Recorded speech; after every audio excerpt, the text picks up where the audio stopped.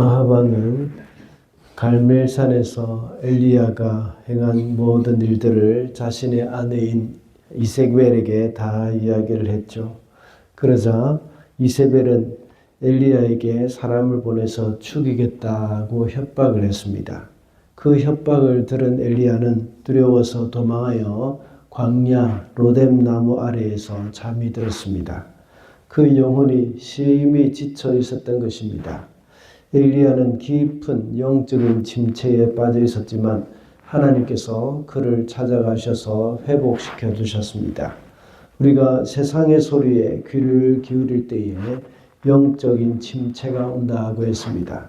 그리고 우리의 절망적인 마음을 하나님께로 가지고 가야 하며 또 하나님의 능력으로 영적인 회복은 가능하다고 했습니다.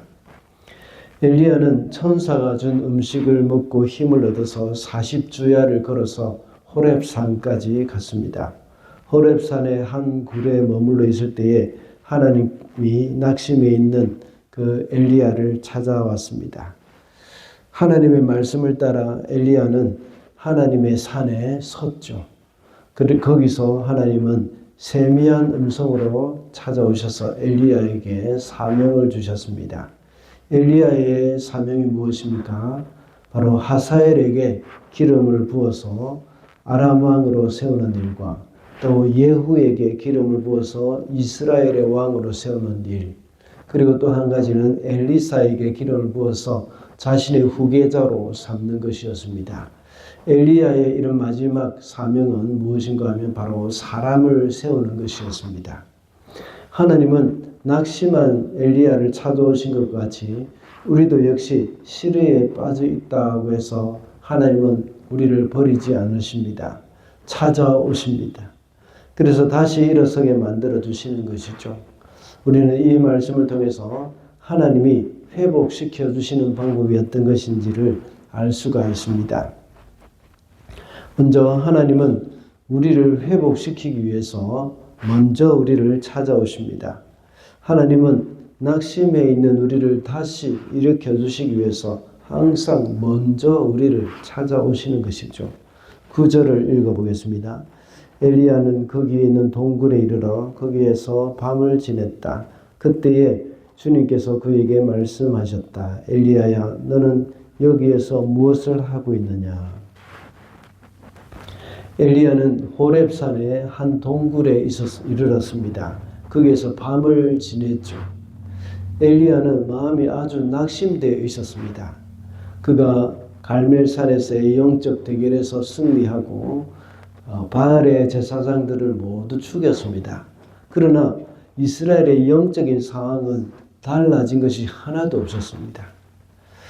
하늘에서 불이 내려오고 3년간의 가뭄이 해갈되어지는 그런 큰 비가 내리는 그런 기적이 일어났다면 아합도 이세벨도 하나님을 두려워하고 회개를 해야 하는 것이죠. 그런데 오히려 이 엘리야를 죽이겠다는 협박을 하고 있습니다. 이런 상황에서 낙심하지 않을 수 없었던 것이죠. 그래서 크게 낙심한 가운데 호렙산 동굴에 숨어 있었던 것입니다. 그때 하나님은 엘리야를 찾아오셨습니다. 우리는 내가 하나님을 찾아갔다고 생각하지만 사실은 하나님이 우리를 찾아오신 것입니다. 우리가 지쳐있고 낙심해 있는 그때에 아무것도 할 용기도 없고 힘도 없을 때에 하나님은 우리를 찾아오신 것입니다. 세상의 독재자들은 지쳐있고 낙심해서 쓰러져 있는 사람들을 쓸모없다고 버리는 것을 많이 볼 수가 있습니다. 그러나 하나님은 지쳐있는 하나님의 백성을 결코 버리지 않으시고 찾아오셔서 힘을 주시는 분이십니다. 그 하나님을 늘 의지하면서 살아가는 우리 성도들이 되어야 하겠습니다. 둘째로 하나님은 말씀으로 우리를 회복시켜 주십니다. 하나님의 말씀은 우리를 소생케 하는 능력이 있습니다.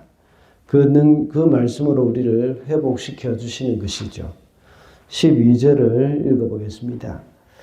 그 바람이 지나가고 난 뒤에 지진이 일었지만 그 지진 속에도 주님께서 계시지 않았다. 지진이 지나가고 난 뒤에 불이 났지만 그 불 속에도 주님께서 계시지 않았다. 그 불이 난 뒤에 부드럽고 조용한 소리가 들렸다. 하나님께서 엘리야를 찾아가셔서 말씀하셨습니다. 굴에서 나와서 하나님 앞에 산에 서라고 말씀을 하시는 것이죠. 그리고 하나님이 지나가셨습니다. 크고 강한 바람이 지나가면서 산을 가르고 바위를 부수었습니다. 그러나 그 바람 가운데 하나님이 계시지 않았습니다. 그리고 바람 후에 지진이 있었습니다.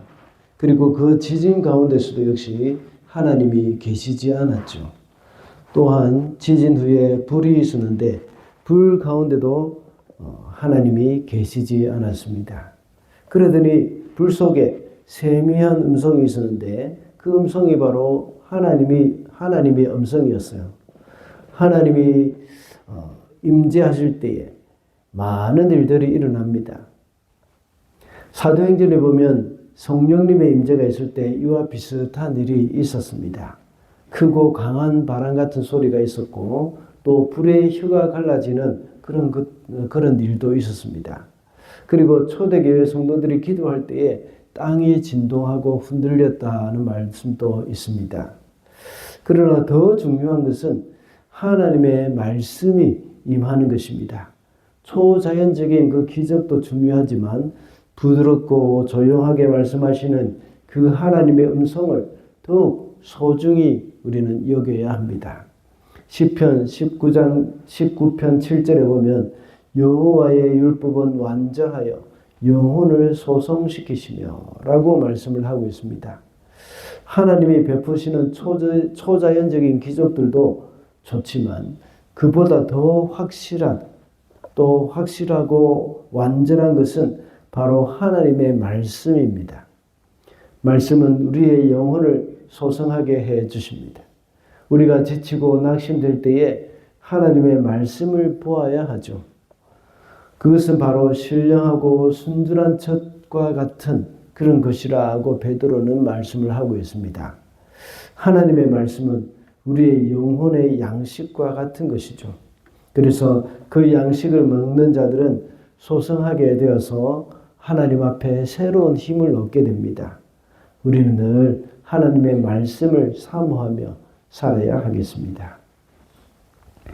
마지막으로 하나님은 사명을 주심으로 우리를 회복시키십니다. 하나님이 우리를 회복시키시는 방법 중에 하나는 바로 사명을 주시는 것입니다. 15절과 16절을 보겠습니다. 주님께서 그에게 말씀하셨다. 너는 돌이켜 광야길로 해서 다마스쿠스로 가거라. 거기에 이르거든 하사엘에게 기름을 부어서 시리아의 왕으로 세우고 또 님시의 아들 예후에게 기름을 부어서 이스라엘의 왕으로 세워라. 그리고 아베므홀라 출신인 사밧의 아들 엘리사에게 기름을 부어서 내 뒤를 이을 예언자로 세워라.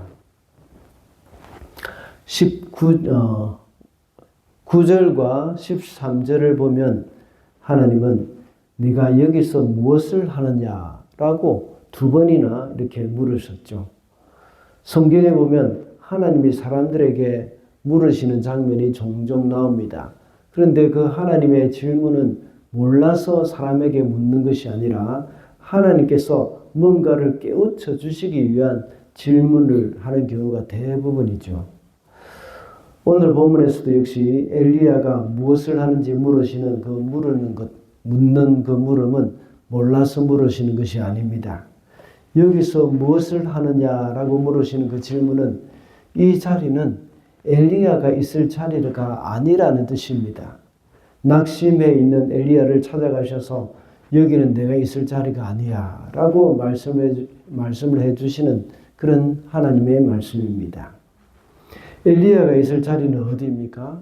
바로 이스라엘 땅에 가서 우상을 섬기고 있는 백성들에게 하나님의 말씀을 전하는 것입니다. 그런데 엘리야는 그 사명을 잊은 채 동굴에 숨어 지내고 있는 것입니다. 그래서 하나님은 엘리야에게 3가지 사명을 주셨습니다. 이 3가지 사명은 다 사람을 세우는 사명이죠. 그 사명이 무엇입니까?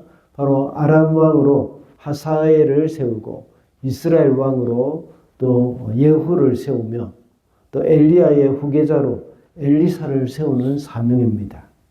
이렇게 사명을 주심으로 인해서 낙심해 있는 엘리야를 다시 일으키시고 여전히 너는 나를 신뢰하고 있으라 하는 그런 메시지를 주시는 것입니다. 이런 하나님의 메시지는 바로 또 거꾸로 보면 내가 너를 신뢰한다 하는 그런 메시지이기도 합니다. 예수께서도 낙심한 베드로가 물고기를 잡으러 갈릴리 바다로 갔을 때에 예수께서 찾아가셨죠. 너는 여기서 물고기 잡고 있을 그런 사람이 아니야 하는 그런 말씀입니다.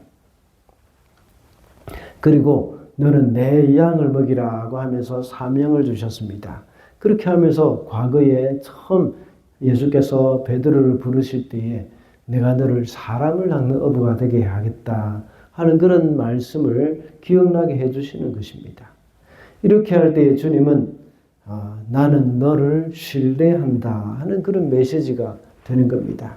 지금까지 네가 나를 배반하고 또 부인했지만 그래도 나는 너를 여전히 신뢰한다는 것입니다. 우리가 잠시 지쳐서 탈진해 있을 수도 있습니다. 그러나 여전히 하나님은 사명의 자리에 머물러 있기를 우리에게 원하시는 겁니다. 그래서 다시 힘을 주시고 그 사명을 감당하기를 원하신다는 것을 우리는 기억해야 하겠습니다. 지금 많이 지쳐있고 다시 일어날 힘이 없다면 하나님께 한번 물어볼 필요가 있습니다. 하나님, 지금 내가 감당해야 할 사명이 무엇입니까? 그래서 하나님이 주시는 사명을 다시 감당하기 위해서 우리는 일어나야 하겠습니다. 하나님이 우리를 회복시키시는 방법이 무엇이라고 했습니까? 하나님은 우리를 회복시키시기 위해서 먼저 우리를 찾아오신다고 했습니다. 그리고 말씀을 통해서 회복을 시키시고 또 사명을 주심으로 우리를 회복시키신다고 했습니다. 오늘도 하나님이 우리에게 주신 그 사명의 자리에 서 있는 그런 하루가 되어야 하겠습니다.